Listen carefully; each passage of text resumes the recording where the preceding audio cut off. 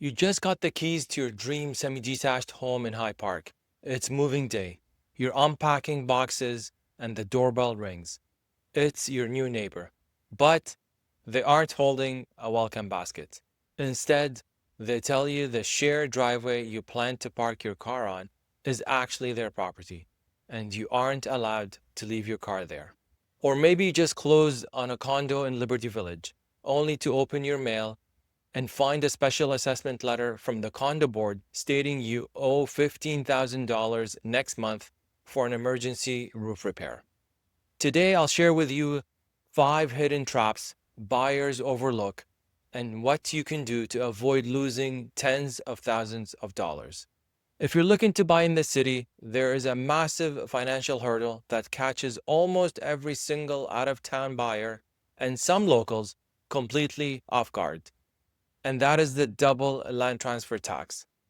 The tax is a hit, but the next 4 pitfalls are hidden, meaning they can't be rolled into your mortgage and could literally jeopardize your deal on closing day.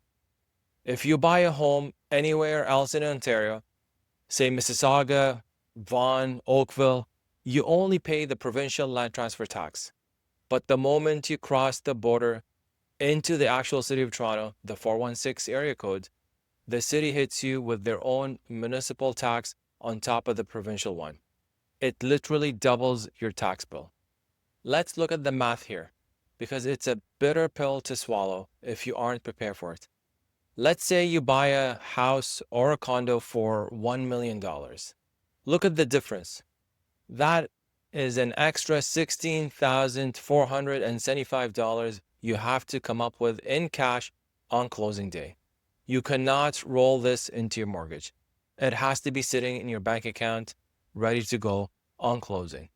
If you're a first-time buyer, yes, you can get some relief with rebates. You can get up to $4,000 back from the province and $44.75 from the city.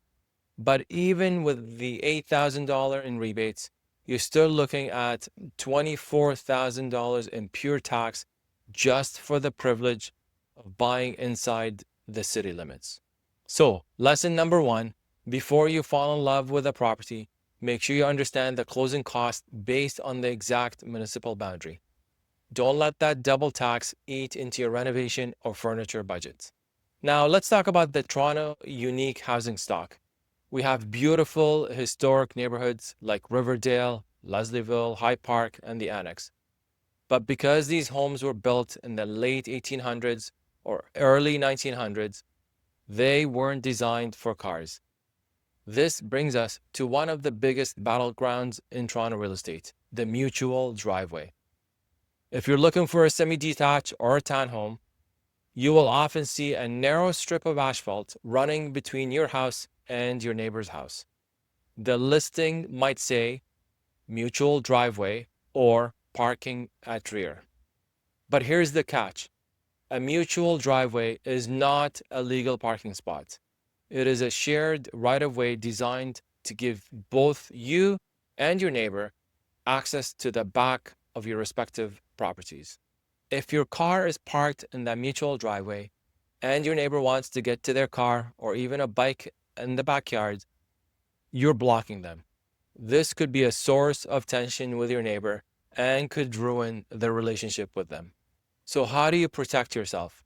Before you put an offer on a home with a shared driveway, your agent and lawyer can check the land registry to see if the legal description says there is a mutual drive. The property survey is another source to confirm these details. However, unfortunately, many homeowners do not have a survey. There are online resources to look up property surveys. More importantly, talk to the neighbor. Ask them how parking is handled. If the neighbor tells you, oh, we both park our cars there and it's fine, get it in writing if you can. But take it with a grain of salt. If that neighbor sells their house and moves out next year, the new neighbor might not be so accommodating. If you absolutely need dedicated parking, look for a legal front pad and make sure that the permit is actually active and transferable within the city of Toronto. Do not assume because there's a car parked on the front lawn that it's legal. Now, continuing with the topic of older homes in Toronto. There are two hidden physical issues that can cost you tens of thousands of dollars immediately after moving in, and they are incredibly common in older Toronto homes. The first is knob and tube wiring. This is the original electrical system used in Toronto. It's old wiring system that is considered a fire hazard by insurance companies. Here's the real problem you will face today. Home insurance companies in Toronto do not want to insure knob and tube homes. If you buy a home and the home inspector finds even an active knob and tube line, many insurance companies will refuse to write you a policy. And guess what? No insurance means no mortgage. If you find this a week before closing, you could lose your deposit, lose the house, and get sued by the seller. The second issue is underground. It's the sewer line. Older Toronto neighborhoods are famous for their massive, beautiful mature trees. But those beautiful maple trees have massive root systems. And back then, when these homes were built, the sewer line running from the basement to the city main drain under the street was made of clay. Over time, these clay pipes shift, crack, and the tree roots find their way inside because they're looking for water. Eventually, the roots completely block the pipe. And one night, you run your washing machine and raw sewage starts backing up into your finished basement. Look at these numbers. Replacing knob and tube wiring means tearing open your lath and plaster walls, running new copper wire throughout the entire house, patching the drywall, and repainting. You're easily looking at tens of thousands of dollars depending on the size of the house.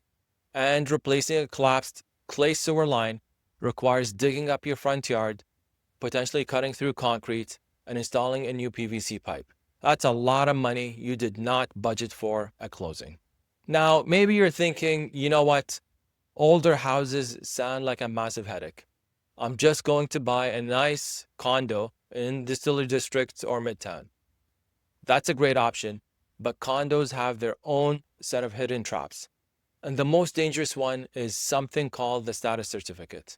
Think of the status certificate as a complete medical checkup of the entire condo building. It is a document that is often several hundred pages long, containing the building's financial statements, the reserve fund study, details on any ongoing lawsuits, and the rules of the building. When you buy a condo, you aren't just buying your individual units. You're becoming a business partner with every other owner in that building. If the building's board has managed the finances poorly, you are on the hook for their mistakes. I'll give you an example. Let's talk about the reserve fund. This is the savings account the building uses to pay for major repairs like elevator replacements, balcony repairs, or a new roof. By law in Ontario, condos must have a reserve fund study completed every 3 years. If that study says the building needs $2 million in reserve to cover upcoming repairs, but the bank account only has $1 million, that is a massive red flag. The board has two ways to get that money.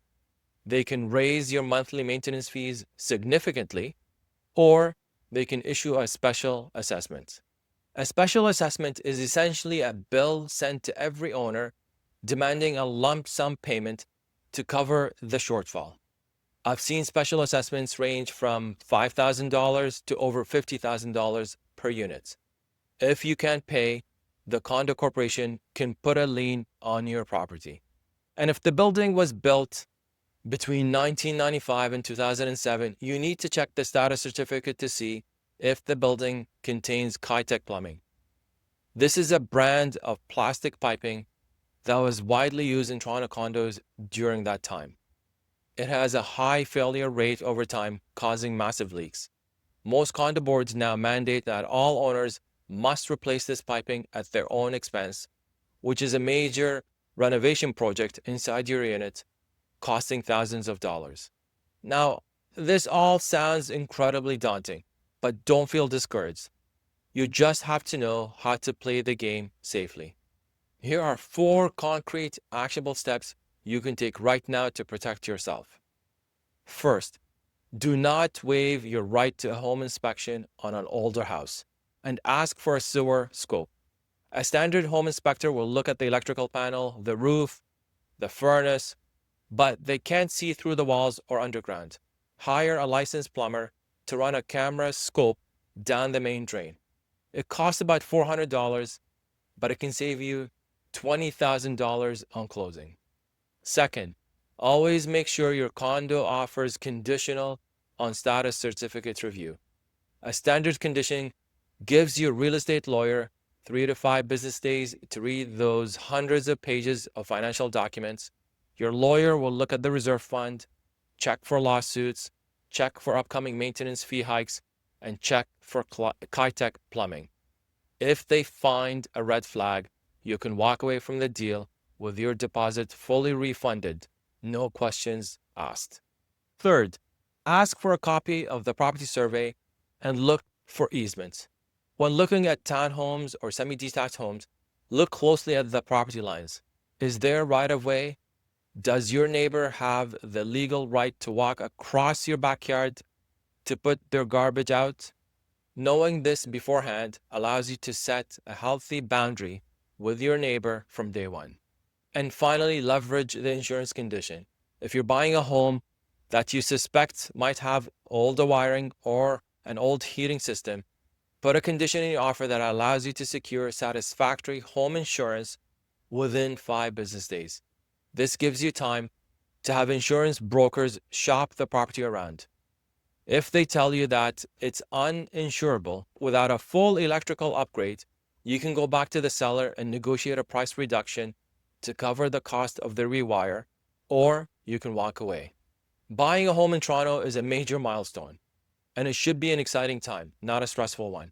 It all comes down to having the right team in your corner who knows which questions to ask and which stones to turn over. Watch this video to find out why waiting for house prices to crash is costing you tens of thousands of dollars. Thanks for watching, and I'll see you in the next video.